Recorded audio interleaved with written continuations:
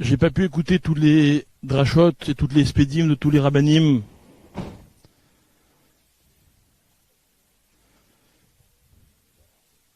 Je ne sais pas donc si je vais rajouter ou répéter, parce que je crois que tout ce qu'on peut dire de Rav Saadia, c'est tellement évident qu'avec des mots un peu différents, on dit tous un petit peu la même chose.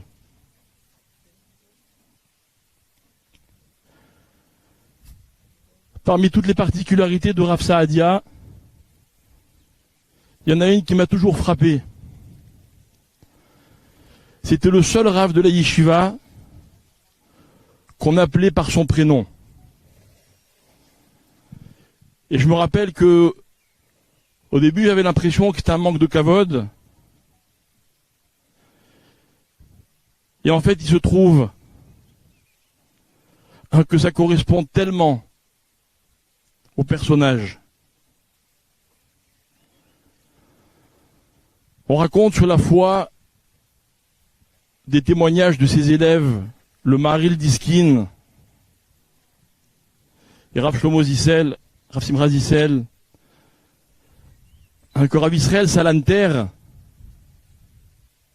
a un jour décidé de se travailler pour ne pas qu'on puisse voir sa véritable gadlout, sa véritable grandeur. Rav Simcha Zissel raconte que pendant 2 ans, il s'est travaillé pour prier très vite, avec autant de kavana que quand il priait lentement. Qu'il a appris des pages et des pages et des masertot de Gemara par cœur, pour ne pas qu'on le voit avec un sefer, pour pouvoir étudier sans sefer. Et après 2 ans à se préparer à cela, il a renoncé à son projet.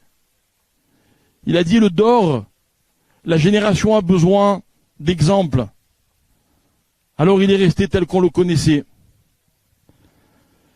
Et lorsqu'il est niftar,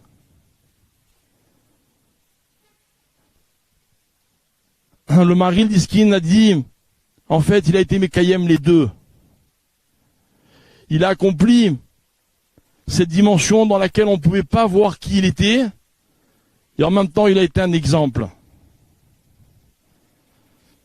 Et en repensant à Rav Saadia, c'est exactement ça. Rav Saadia, vous êtes quelqu'un dont tout le monde se sentait proche. Depuis lundi dernier, le nombre de personnes à qui j'ai parlé, qui m'ont dit, mais Rav Saadia, mais j'avais besoin de quelque chose, je l'ai appelé à lui. J'aurais pas pensé. Je pensais pas que dans ces milieux vous étiez aussi présent. Un autre m'a dit, il n'y a pas une fête de famille pour laquelle Rav Saadia n'a pas fait le déplacement. Et combien de personnes comme ça? Pour combien vous étiez accessible alors qu'en fait vous étiez tellement grand?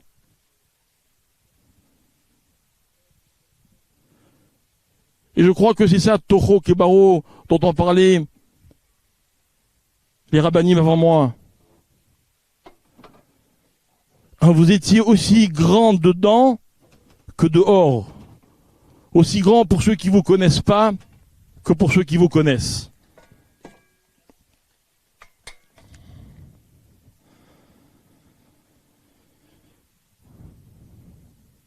Je pourrais vous raconter, comme beaucoup, tant d'anecdotes.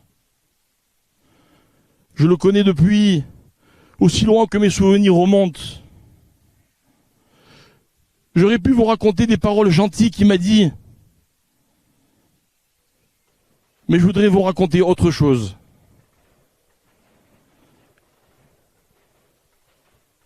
Quand on est à l'âge de la Yeshiva Ktana, il y a bien une chose qu'on n'aime pas, c'est les reproches.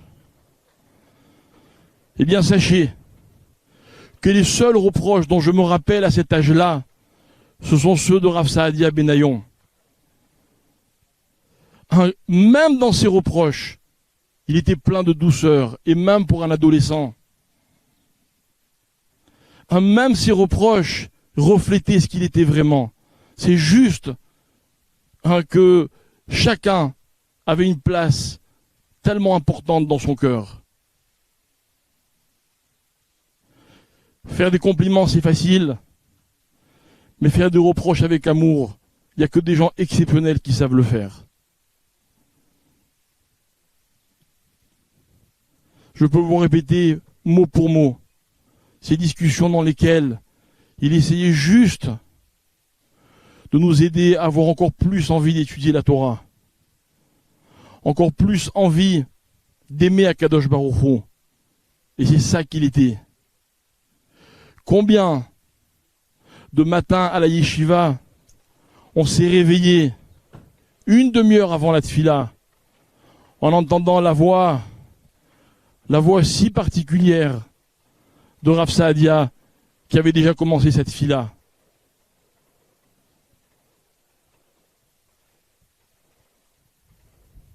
Alors j'aimerais dire aux centaines et aux centaines de Bachurim de la Yeshiva Ktana, mais aussi de tous ceux qui l'ont connu, qui l'ont approché, la chance que nous avons eue de voir quelqu'un comme ça. Le comprendre ne sont pas prétentieux, mais juste de le voir, c'était un enseignement tellement fort qu'on peut que remercier Hachem d'avoir eu le srout de le côtoyer. Je voudrais raconter quelques petites choses. Mon père nous avait raconté à la Vachalom qu'un jour, il avait compris que le seul qui pouvait prendre la responsabilité de la Yeshiva Ktana, c'était Rav Saadia Benayon. Et pour lui, il n'en était pas question. Et il a fallu le supplier. Mamash le supplier. Et il a accepté à une condition. C'est de ne pas être le Rosh Yeshiva, d'être, soi-disant, le directeur. C'était la tête, c'était les jambes, c'était le cœur de la Yeshiva Ktana.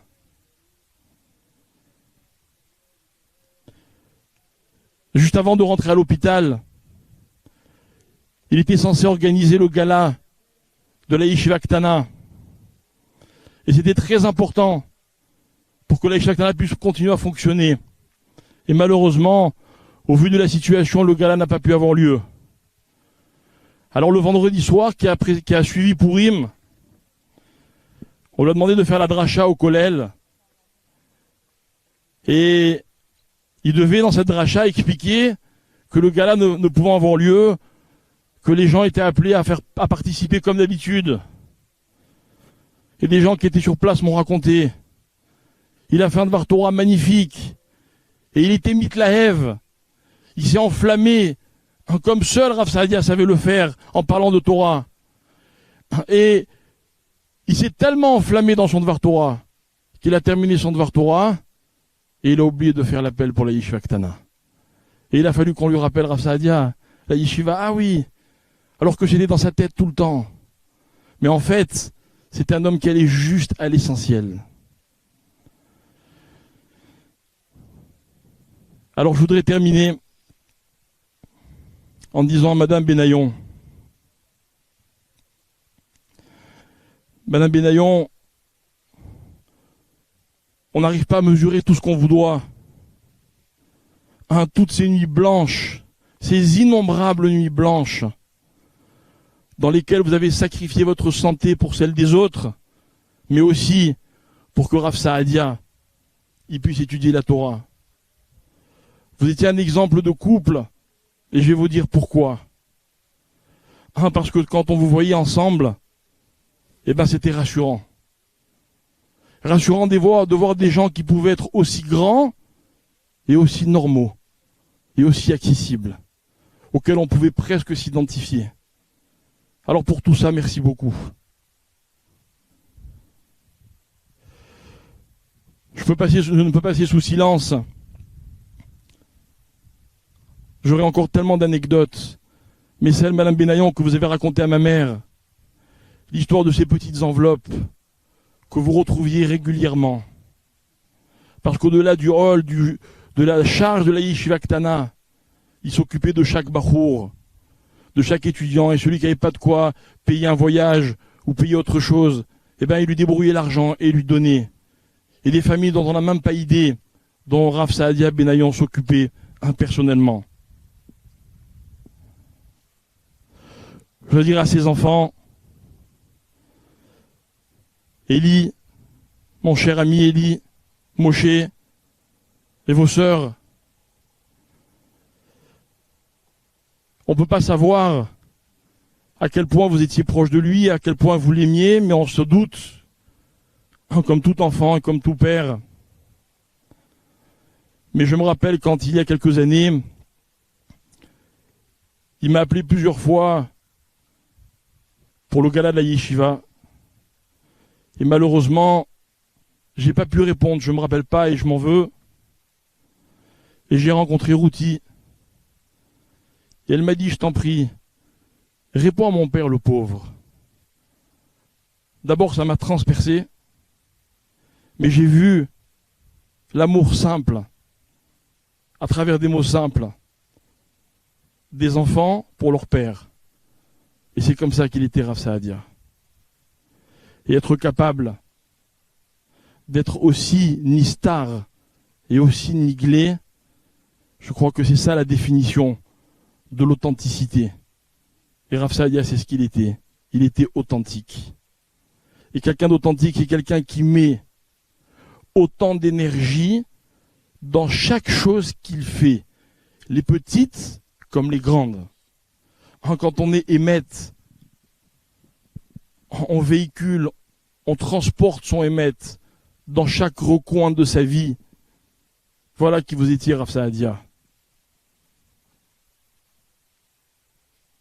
Et tout ça, pour une seule raison, c'est de nous aider, à nous, vos élèves, à aimer encore plus Akadosh Baruch Hu.